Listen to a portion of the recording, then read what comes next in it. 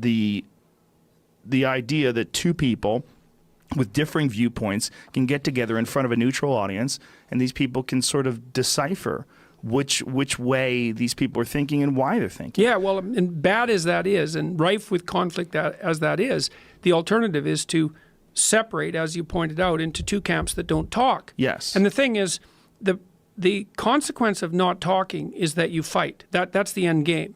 Because the only way you can stop from fighting with other people is by negotiating with them. And, you know, one of the things that's also interesting, and this is partly why Silicon Valley leans to the left, is that a fair bit of your political preference is determined by your biological temperament. It's strongly influenced. So if you're a creative type who's kind of disorderly, then you're likely to be on the liberal left end of the distribution. And if you're a non-creative type who's orderly and especially if you're orderly, then you tend to be on the right wing end of things.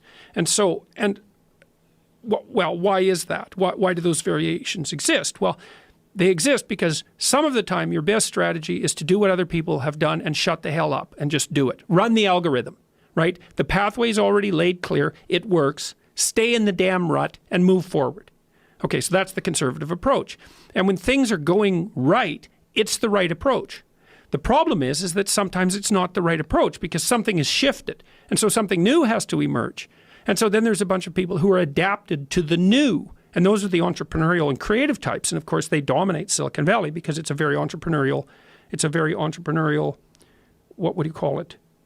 Geography. And so they're going to lean to the left. But they have to understand, people have to understand that the left and the right need each other. The liberals and the conservatives need each other. Liberals start companies. Conservatives run them. And the problem with the conservatives is, well, they can only run a company in one direction because they're conservative. They don't think outside the box. But so if the company is working and the product line is good and everything is stable, like hire some conservatives because they'll maximize efficiency and they'll move down that track. But if the track is no longer going in a good direction because something's changed, the environment's changed, well, then you got to bring in the creative people. And so we need each other. And the only way that we can survive the fact that we're different and the fact that we need each other is by continually talking. We have to talk constantly. It's like, well, how much of what we're doing should we preserve versus how much of what we're doing should we transform? And the answer is, well, we don't know because the environment keeps changing. So what do we do about that? We talk. Now, I was on a CBC, Canadian Broadcasting Corporation interview a couple of days ago, and they took me to task. I tweeted out this invitation to the Keck boys to fill out this program that I developed called Future Authoring, and it helps people make a plan for their life. Explain the Keck boys. Yeah, well, they're an online group. I know what it is. They run Keckistan. Yeah. It's this fictional polity. It's a satire of identity politics, essentially. We're gonna be our ethnicity. Highly demonized satire. Highly demonized satire, right? And with good reason, with some individual examples of racism and Nazism, and there's lots of misbehavior. Yeah. It's like graffiti. It's like online graffiti, something like that. So and the Keck boys are the ones who are often using the Pepe memes, for example, and. You know, the left regards Pepe as a hate symbol. Pepe the frog. Pepe the frog. The feels-good frog. That's right. Kind of reprehensible frog.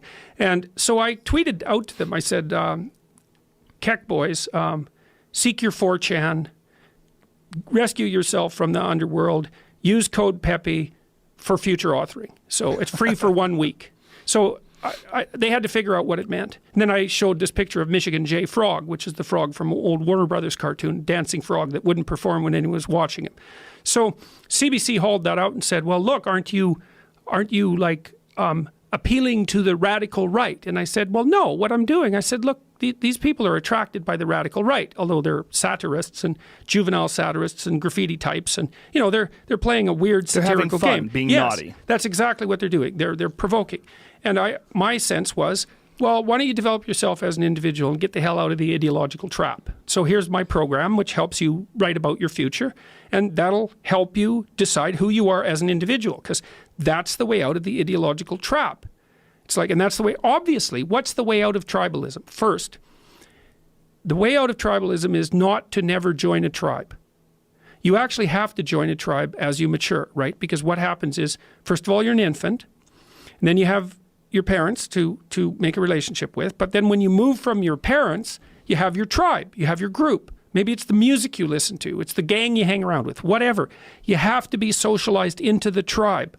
You have to, because otherwise you stay a dependent infant. Okay, but now you're socialized into the tribe. Well, is that where it ends? It's like, no. The next thing to do is differentiate yourself from the tribe while still knowing how to behave within the tribe. Well, that's the call to individualism. And that's, I think, what the West got right, is we figured that out. It's like, you're more than you have to be a member of a group, because otherwise you're not socialized. You're not good for anyone. You have to be able to play on a team, man. You have to have team loyalty. Okay, but that isn't where you should stop. You should take the next step and become a fully developed individual. And see, the problem with being just a group member is that it's the problem with conservatism. The group is a fixed entity. It has its rules and its regulations, and if you're a member, that's all you are. But the group can go badly wrong, so the group needs individuals to keep the group alive and revivified. So you have to become an individual so you can revivify the group. That's the call in the West to heroism, essentially, to a noble way of living, is to develop yourself past your group identity so that you can reconfigure the game when that becomes necessary. And I think that there's a very influential line of developmental psychology pioneered by Jean Piaget that laid that out as a developmental progression. First you're a child, then you're a member of a group, then you're an individual. It's like, get to the individual level. That's the solution. It's the solution to tribalism. But you have to accept responsibility to do that.